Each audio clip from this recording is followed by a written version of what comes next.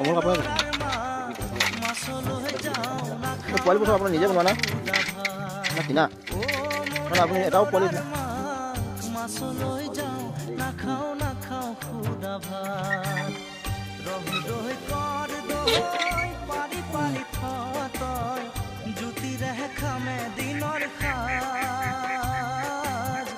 মাছলৈ যাওঁ নাখাওঁ নাখাওঁ খুদা ভাত মোৰ এলৰাৰ মা